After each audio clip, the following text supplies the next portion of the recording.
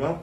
농민과 소비자가, 아니면 농민과 작물과, 그 작물과 토양과 그 토양의 미생물, 이것들이 순환하는 걸 유기농이라고 하는 거예요.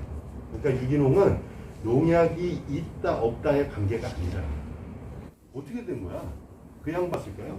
풀을 뜯어야 된다. 그 시기가 어떤 시기예요? 산업혁명 200년 전. 탄광의 노동자는요, 어른들을 뽑지 않아요. 왜요? 아이들만 뽑아요. 임금이 싸고 뱅도를 작게 만들어서 아이들만 들어갈 수 있게 돈을 조금 줘도 돼요. 착취한 거예요, 착취. 근데 그런 노동 환경을 깨고 아이들을 다시 학교로 보내자고 했던 게 노치들의 성공인 거죠. 그게 생활협동조합의 원리고, 그게 유럽을 거쳐서 일본에 왔다가 한국에 들어왔는데, 한국은 그때 당시에 모 국회의원이 백화점 사장님이셨어요. 그러니까 얘네들이 뭐 만들려고 하네? 그러면서 어떻게 했어요? 너희들은 먹거리만 취급해.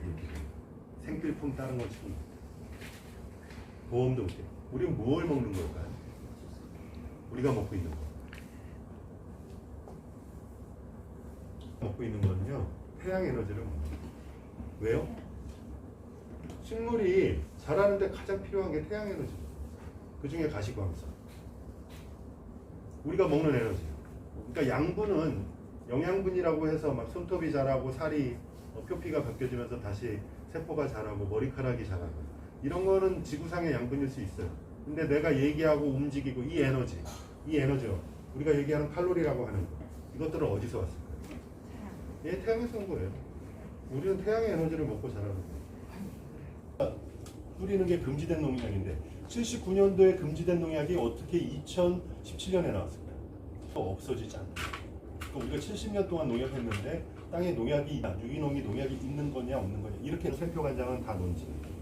우리나라에 들어와서 한번 슈퍼에 가봤어요. 간장병도 똑같고요, 간장병 디자인도 똑같고 금딱지도 붙었더라고요. 근데 논지해무라고 안 써 있어요. 뭐라고 써 있어요? 넘버원. 네, 넘버원. 뭐 넘버원이라고? 몰라요. 제가 이제 이런 것들을 하시면 어떨까 몇 가지 제언을 드리고요, 질의응답을 하는 걸로 하겠습니다. 일단은 첫 번째는요, 농업이 꼭 먹거리만은 아니다라고 저는 판단합니다. 농업을 통해서 가져올 수 있는 게, 주류 경제학자들은 농업은 그냥 먹거리, 식량 생산. 그걸 계산 어떻게 하냐면요, 노는 3,000원, 밭은 4,000원 곱하기 우리나라 농경지수. 이러면 우리나라 1년에 농업 생산량이 나오는 거예요. 근데 농업 가지고 할 수 있는 게 식량만 있을까? 저는 그렇다고 생각하지 않습니다. 코로나 시대를 살고 있지요. 코로나가 우한에서 발생해서 이 동아시아 전반적으로 돌다가 미국과 유럽으로 넘어갔죠. 근데 유럽에서 그 이탈리아 총리가 한 얘기가 있습니다. 뭐라 그랬냐면, 이 두 가지 상점만 빼고 다 문 닫아라, 이렇게 그랬어요. 이 두 가지 상점, 하나는 약국이고요, 하나는 뭐죠? 식품점. 인간이 사는데 안 먹고 살 수 없다는 거예요.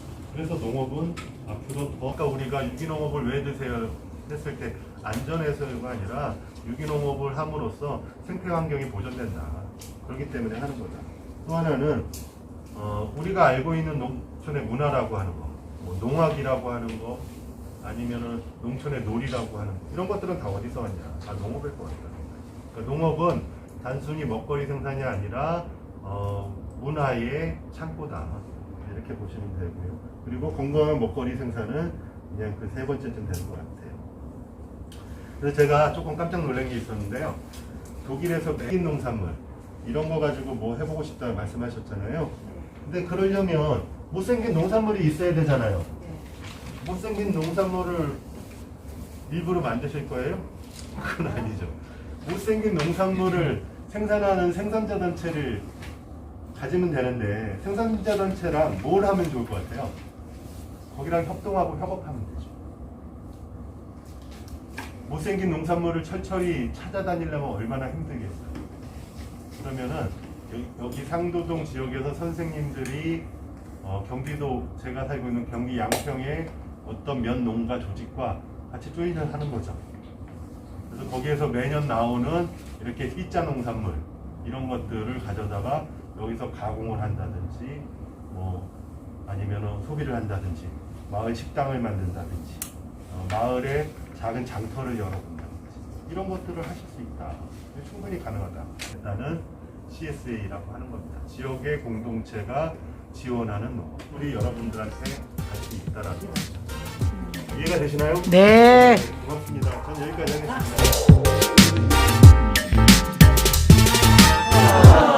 같이 뭐 작성하는 거 해보고 마치도록 하겠습니다. 저도 잘 몰라서 해도 될까요? 저는 그냥 이름하고 나이 관심사 이렇게 짧게 10초.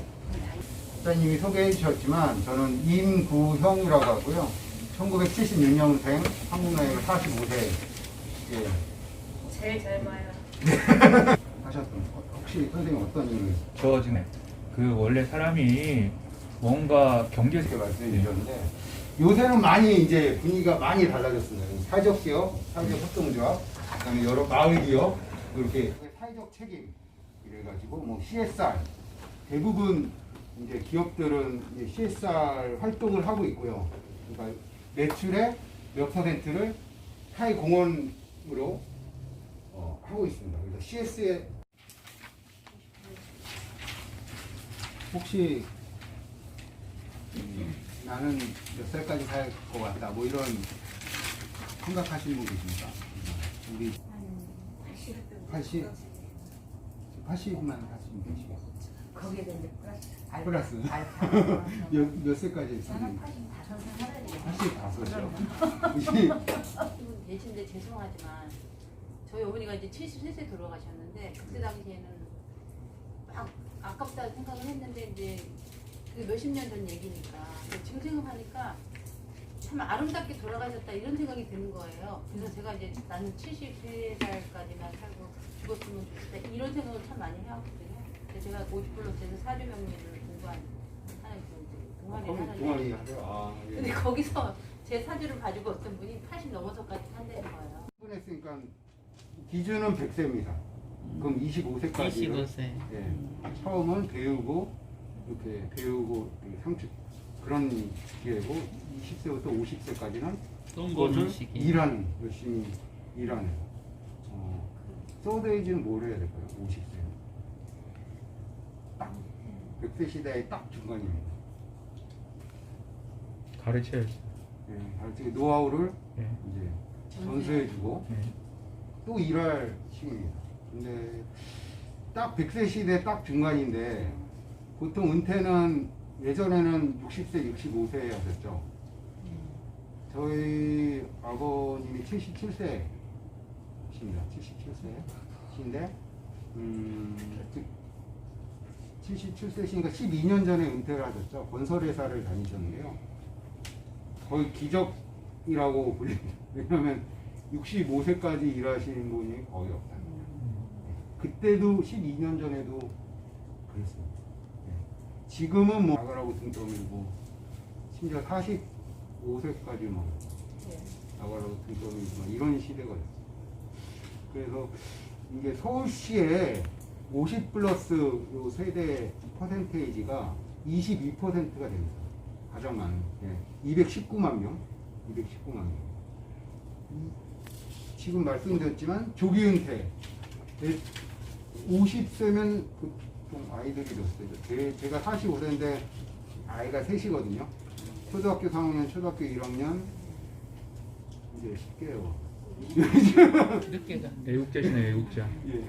2014년에 종합 계획을 발표합니다. 50+ 베이비 부모. 그때는 이제 베이비 부모가 주였으니까 베이비 부모 뭐 인생 이모작 계획 뭐 이런 거 발표하고 2015년에 서울시 조례가 생기면서 2015년에 동작구도 서울시 조례가 동작구 조례도 인생 이모작에 관한 조례가 하면서 처음에 이제 지금은 도심권 이모작 센터가 됐는데 거기를 2015년에 설립하고 서울시가 주도하지 않고 구청이 주도한 첫 번째가 동작구 50+.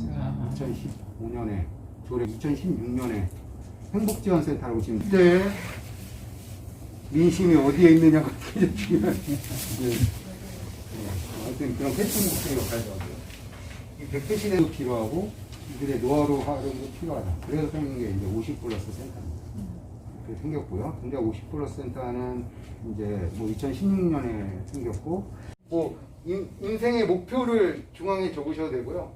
그런 그 011을 위한 목표 혹은 뭐 자녀 교육을 위한 어떤 거든 좋습니다. 그리고 주변에 세부 목표가 8개가 안 나와도 좋습니다. 뭐 꼭 8개라고 도식화할 필요는 없잖아요. 목표를 달성. 네, 목표, 인생의 목표. 예. 맨 중앙에 뭐 합니까? 뭐 마을 발전소를 뭐 우리나라 최고의 마을 공동체를 만들겠다. 뭐 이렇게 하셔도 되고.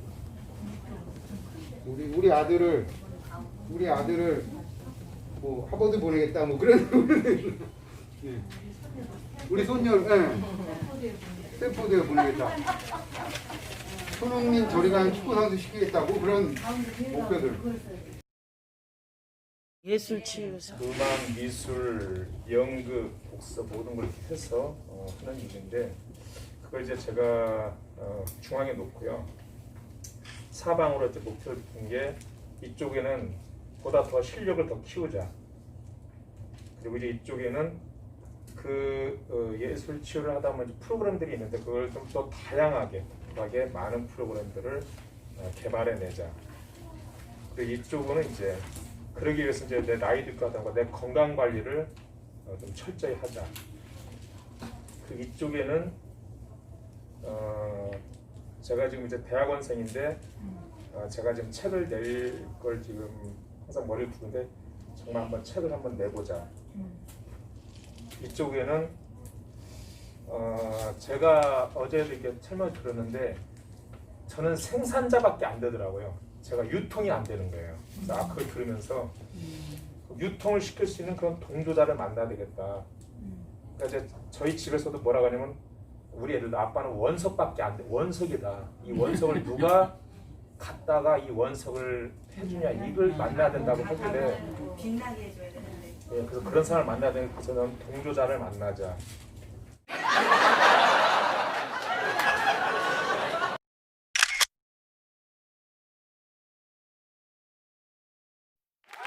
처음부터 완전히 아는 사람 없잖아요. 요즘. 누구 얘기 듣다 보니까 이 생각도 나고 배우고 뭐 이래서 생기는 거니까. 그 다음에 감정은 어때요? 뭐 감정도 경험은 어떻죠?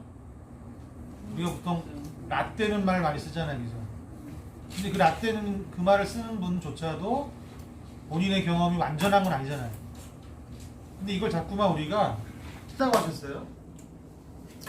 그러면 인정한 그 부분 누가 와서 너 요즘에 이런 부분이 더 세게 불안전해진 것 같아 이렇게 얘기를 해요. 심지어 걱정하듯이 야 불안전해지는 것 같아 얘기할 수 있잖아요. 그죠? 그러면 인정하면 고마워해야 돼요? 화를 내야 돼요? 심해요. 심리적이거나 정신적인 것도 공유가 가능하다고 보거든요. 자, 예를 들어서 내가 부모가 없어요. 대단히 불안전한 거죠. 그죠? 있는 사람에 비해서. 그럼 그걸 인정하면 어떻게 되죠?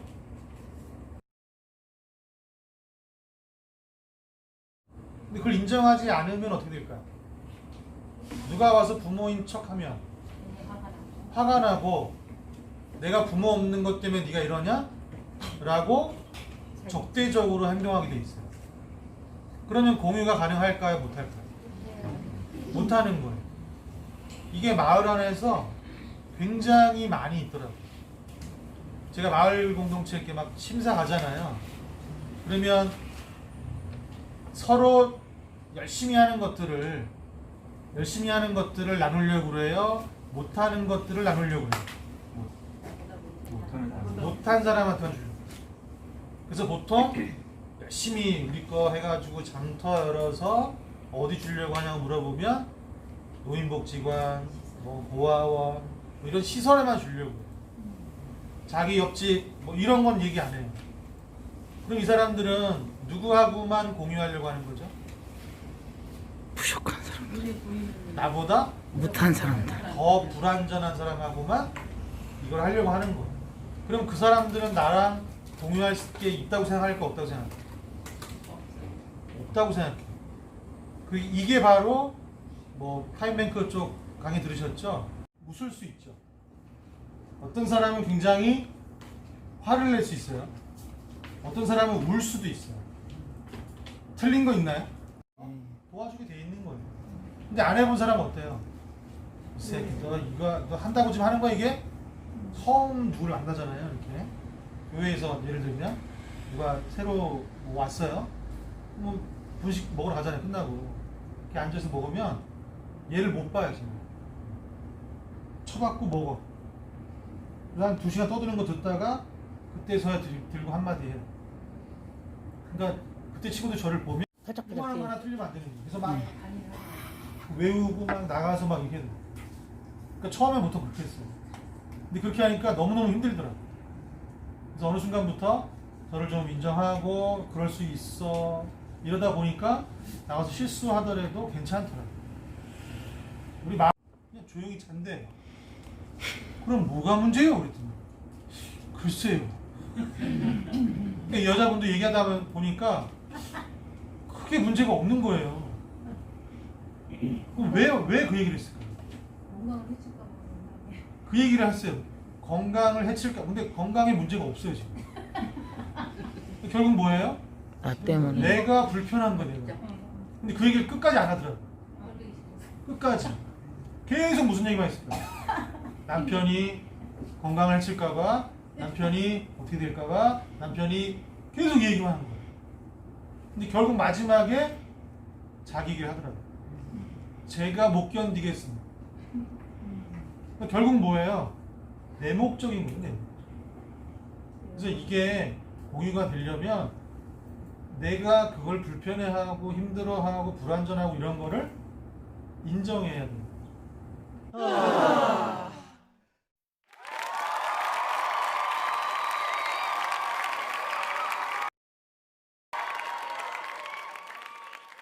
해서 그걸 분석하고 저희가 실습하는 거에 대해서 같이 좀 이야기를 나눠주십사 이렇게 부탁을 받았거든요.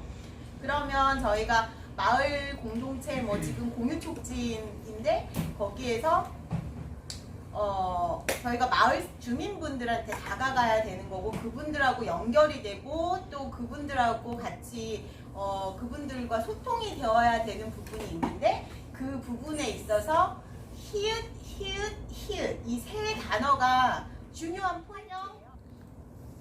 호혜 그리고 행복을 위해서 우리가 같이 이런 가치관을 가지고 이제 시작하고 발전시키고 하는 것이 마을 공동체의 어떻게 보면은 가치예요. 근데 의제별로, 주제별로 분과를 나눠가지고 그분들이 몇 분이 됐든 한 10분 정도 되면 좋지만 더 적더라도 같은 주제에 대해서 같은 생각을 가지고 있는 분들이 지도를 가지고 아니면 이제 아까 말씀하신 인적 자원이라든지 물적 자원, 사회적 자원, 우리 동네에 뭘 쓸 수 있는지 그런 것들을 조사하면서 그 주제, 환경이면 환경적인 문제들이 있는 곳, 그런 데를 조사를 하고 지도에다 표시하고 잘된 곳 있으면 벤치마킹 갔다 오고 그거를 전체 공동체원들하고 이제 나누시고 이렇게 하면은 이제 자원조사를 하시는 거잖아요.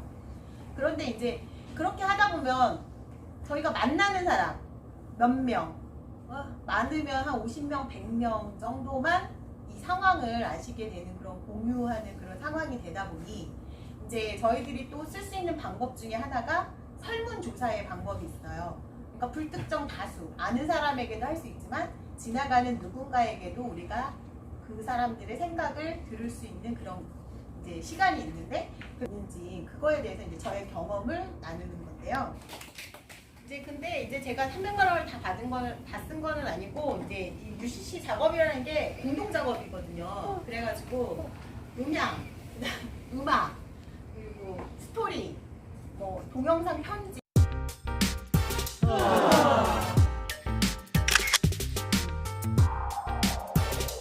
공유경제 그리고 공유문화에 대한 이야기를 좀 풀어볼까 합니다. 예, 사실 이렇게 PT가 같이 쏴주면 제 쪽을 바라보니까 어느 면을 보고 계신지 알 수 있어서 참 좋은데 조금 어려우니까 잘 따라와 주시기 바랄게요. 첫 번째 멋있는 공유 씨의 사진이 있죠. 그 공유 얘기하면 여전히 이제 먼저 떠오르는 키워드이기도 해서 사실 먼저 나와 있어요. 그 바로 다음 장 보면은 공유를 검색하면 저는 쉐어링이 나올 거라고 아주 작은 기대를 해봤지만 구글에서도 공지철 씨가 먼저 나옵니다. 나오게 되는데요. 나왔을 때 처음 얘기하는 게 에어비앤비. 그 다음 장 보시면 에어비앤비나 또 우버 이런 것들이 이제 공유경제 기업으로 이제 세계적으로 많이 알려지게 됩니다. 지금은 사실 공유경제라고 얘기했을 때 에어비앤비는 사실 공유경제 기업이라고 하기에는 어렵습니다. 왜냐하면 그냥 여행업 하고 있는 플랫폼 사업자일 뿐입니다. 그리고 우버 같은 경우는 국내에 들어오지 못했어요. 이유는 택시업계와의 접촉점 때문에. 그런데 이건 참 우스운 게 그 다음에 플러스 럭시라는 이름으로 차량 공유 서비스가 들어옵니다. 한국에서 이제 개업을 해요. 근데 왜 우버는 안 되고 이들은 됐지? 하는 생각이 들어요. 그 이유는 이게 법과 제도에 사실 구멍 때문에 그런 건데 아주 교묘하게 딱 한 단어를 집어넣음으로써 플러스 럭시는 한국에서 공유 사업을 하게 됩니다. 차량업으로. 이유는 딱 하나예요. 월요일부터 금요일까지 출퇴근 시간에 하나여 운영한다라고 됩니다. 그 한 단어로 법을 피해가요. 사실 그래서 공유경제는 법과 제도와의 계속 끊임없는 싸움을 하고 있는 영역이기도 합니다. 소유 자원 위에 불량적으로 소유하는 거. 그러니까 누구나 이 자원이 쉬고 있을 때나 내가 이용할 수 있을 때 같이 이용할 수 있다라는 뜻이에요. 근데 그 자원이 여러 개다? 아니요, 하나라는 뜻입니다. 방법일 수밖에 없는 겁니다. 특히 단절된 사회에서는 더더욱 그렇죠. 인사를 하면서 만남을 시작하지 않으니까요. 그래서 얘기해요. 공유경제는 자본주의가 아니라고 얘기를 하시더라고요. 당연하지 않냐. 경제 앞에 공유가 붙었지 않냐. 왜 공짜여야지 왜 돈을 내냐. 뭐 등등 얘기하시는데 사실 가장 자본주의적인 방식이에요. 왜냐하면 100만 원 주고 구입하지 못하는 사람들이 3만 원 가지고 그걸 소비하게끔 하거든요. 접촉되지 못하는 소비자층에게 접촉할 수 있는 기회를 만들게 되고 언젠가는 그걸 소비로 이끄는 방식이기도 해요. 그래서 어떻게 쓰느냐에 따라서 공유라는 것은 긍정적일 수도 있고 또 하나의 자본주의가 유지되는 기존의 어떤 경제 체계를 유지시키는 방법이기도 합니다. 근데 이게 사실 문제가 있습니다. 여기는 무료일까요? 유료일까요? 뭐 보증금 제도? 유료. 유료. 얼마 정도? 1,000원. 1,000원이요. 요게 문제가 하나 있어요. 공무원분들 중에 이 물품을 담당하게 되는 사람은 대부분 막내거나 아니면 그냥 그 공익근무 하시는 분들이세요. 근데 그분들이 이 물품을 어떻게 쓰는지나 관리하는 방법을 모르세요.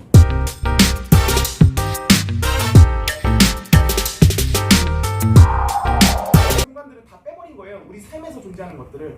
어떤 이슈냐면요, 내가 잠시 여유를 가질, 또는 내가 숲을 만날 수 있는, 또는 내가 잠깐 멈추고 싶을 때, 또는 어떤 실험을 하고 싶을 때 이러한 공간은 어디에 있는가에 대한 거예요. 이러한 것들이 내 삶을 둘러싼 것들이 사실은 마당이 있는 집이나 이런 데서는 존재해요.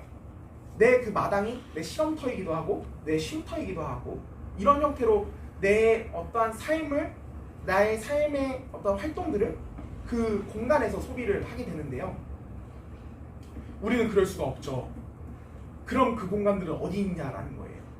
그래서 이 공간의 부재, 그리고 얼마나 공간이 좁은지는 그걸로 바로 느껴지는 거거든요. 내 삶을 채울 수 있는 다양성이 얼만큼 없는지를 보면 되는 거가 되는 거예요. 우리는 사실 숲에서 정말 다양한 것들을 기르기도 하고 거기서 만나기도 하고 해야 되는데 아파트 같은 데서는 테라스에서 고작 좀 하나 더 키우죠.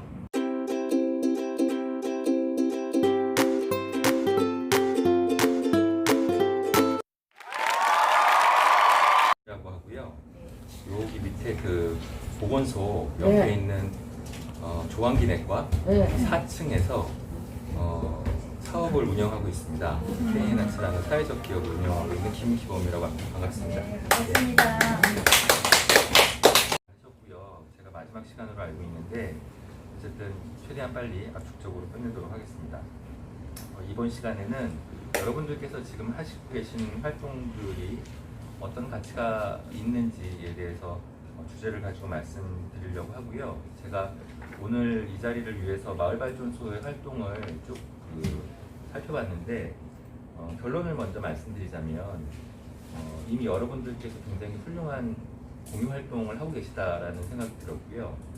그동안 진행하셨던 그런 활동들 속에서 어떤 가치들이 담겨 있었는지 이번 시간에 여러분들께서 직접 한번 좀 확인을 하시는 시간이 됐으면 좋겠습니다. 지역사회 활성화와 공동체 복원. 자치와 분권의 원칙을 지역 공동체 차원에서 보장하는 지방자치 실현. 첫 번째가 바로 여러분들께서 하고 계시는 활동입니다. 여러분들 자주 모이시죠? 네. 마을발전소를 중심으로 해서 또 이 본부를 중심으로 해서 자주 모이시는 걸로 알고 있는데 일업역사회의 가장 대표적인 사회공헌 활동을 하는 조직으로 제가 알고 있고요. 또 마을발전소를 통해서 많은 생활의 문제들이 해결되고 좀 어려우신 분들, 불편하신 분들이 큰 도움을 받는 걸로 또 알고 있습니다. 그런 활동들을 통해서 분명히 이 지역에 크고 작은 변화들이 일어나고 있다고 바깥에서 평가를 하고 있고요. 예, 제가 살펴본 바로도 그렇습니다. 그래서 그 주체들이 바로 여러분들이시라는 것을 굉장히 자랑스럽게 생각하시면 좋을 것 같아요.